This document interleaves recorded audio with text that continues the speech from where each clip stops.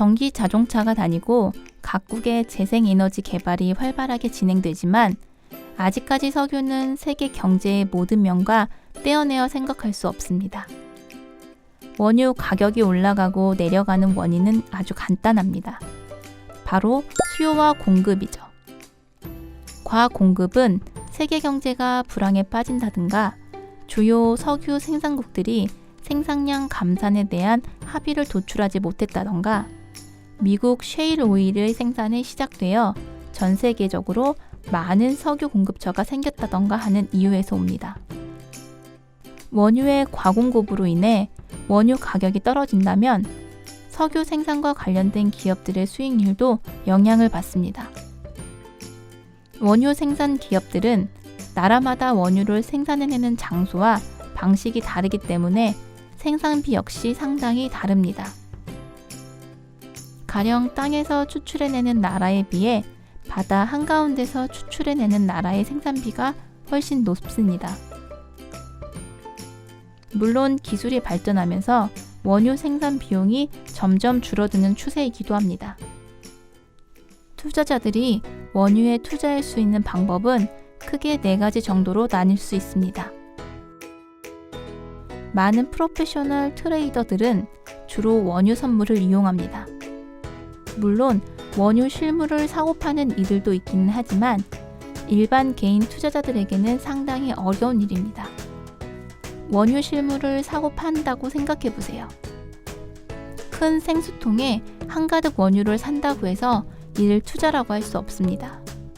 어마어마하게 많이 사야 하죠. 원유를 샀다면 그 원유를 운반해 어딘가에 저장을 해두어야 합니다. 이는 엄청난 비용과 노력이 드는 일입니다. 세계 원유 시장에서 기준이 되는 원유는 3가지입니다. 영국 북해산 브렌트유, 미국 서부 텍사스유, 중동산 두바이유 오만유입니다. 이 중에서 브렌트유가 가장 많이 쓰입니다. 브렌트유는 보통 북해를 비롯한 북쪽 지역에서 생산됩니다. 두바이유 오만유는 이름에서 알 수 있듯이 중동 지역에서 생산되는 원유입니다. 미국산 서부 텍사스유는 브런트유와 두바이유 오만유의 중간 지점인 북미에서 주로 생산됩니다. 이렇게 다른 종류의 원유는 다른 선물들을 가지고 있고 다른 선물 거래소에서 거래가 됩니다. 개인 투자자들도 선물 거래 계좌를 통해 거래를 할 수 있지만 아무래도 기관 투자자들이 많습니다. 개인 투자자가 가장 편리하게 원유 투자를 할 수 있는 방법은 ETF를 이용하는 겁니다. 물론 원유 ETF 역시 원유 가격을 정확히 따라가지 않습니다. 대부분 원유 ETF는 원유 실물에 투자하기보다는 원유 선물 등의 파생 상품을 씁니다.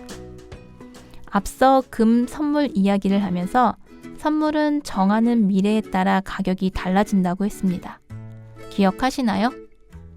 2019년 8월에 2019년 9월 선물에 투자했다면 2019년 9월이 되었을 때 2019년 9월 선물은 만기가 됩니다. 2019년 9월은 더 이상 미래가 아니죠. 만기가 되었을 때 이 선물을 사서 물건으로 가지고 있을 게 아니라면 펀드 매니저는 만기가 되기 전 만기가 될 선물을 또다시 미래의 선물로 바꿔야 합니다. 다시 말하면 2019년 9월 선물을 팔고 2019년 10월 선물을 사야 합니다. 원자재 펀드는 이런 방식으로 펀드를 유지해 나가는데 이 거래 과정에서 가격 차이를 만들어내죠. 이 차이는 시간이 지나고 거래가 쌓이면서 더 벌어질 수 있습니다. ETF를 설명하면서 언급했는데 ETF 중에는 레버리지를 쓰는 상품들도 있습니다. 원유 ETF 중에서도 심심치 않게 찾아볼 수 있죠. 매 수업 시간마다 강조하지만 레버리지는 손실이 날 경우 그 규모가 훨씬 크다는 걸 잊으면 안 됩니다. 원유 ETF 투자 시에도 레버리지를 얼마나 쓰는지 꼭 체크해야 합니다.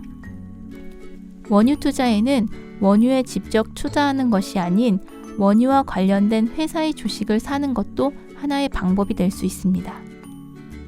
원유 관련 회사의 주식을 사는 건 일반 투자자들이 선물 거래나 ETF보다 이해하기가 쉽고 편리하다는 장점에 더해 또 다른 장점이 하나 있습니다.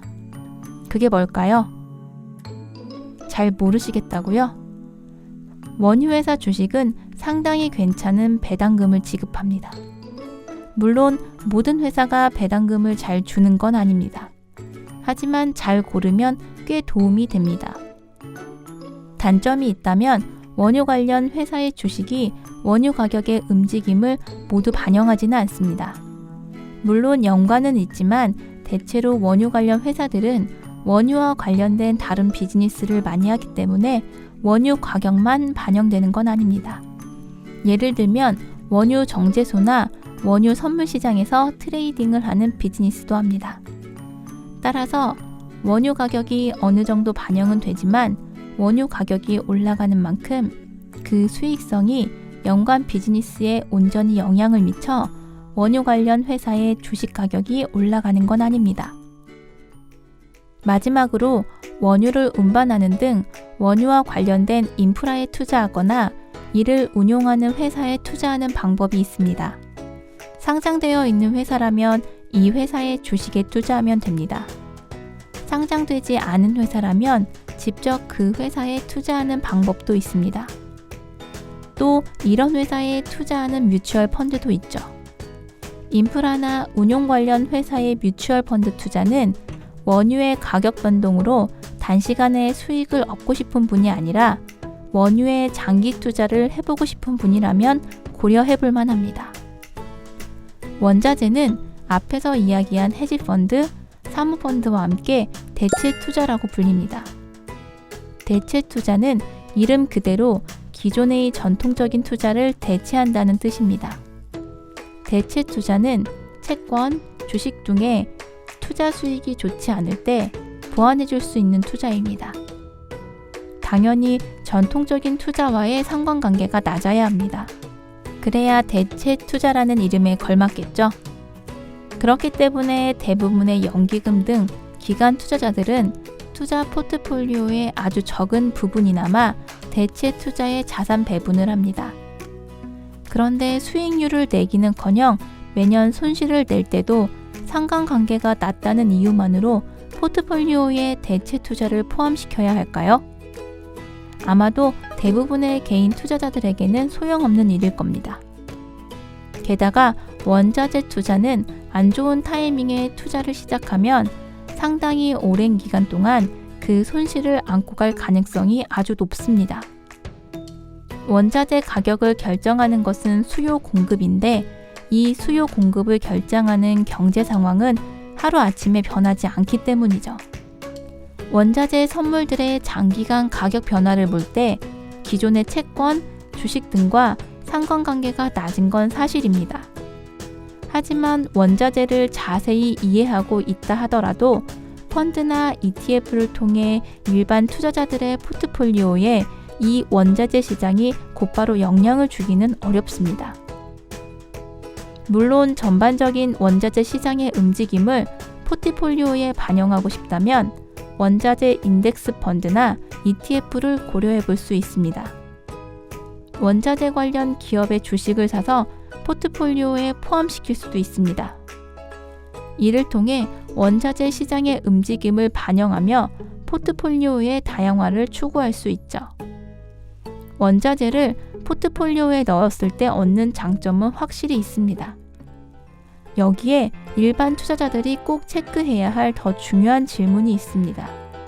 바로 주식과 채권과 같은 전통적인 투자 방법을 통해 얻을 수 있는 모든 것을 이미 다 얻었는가? 라는 질문에 답하는 겁니다. 그리고 그 위에 장기적인 관점을 가지고 포트폴리오의 다양화를 위해 원자재를 고려하는 단계에 왔는가를 체크해야 합니다. 기본도 제대로 안 하고 복잡한 투자 단계를 넘보는 건 어불성설입니다. 뛰기 전에 제대로 걸을 수 있어야 하는 것처럼 말입니다. 여기까지 오시느라 정말 고생 많으셨습니다. 계속 공부와 실습을 병행하며 여러분들의 삶을 위해 한 걸음 더 나아가시길 바랍니다.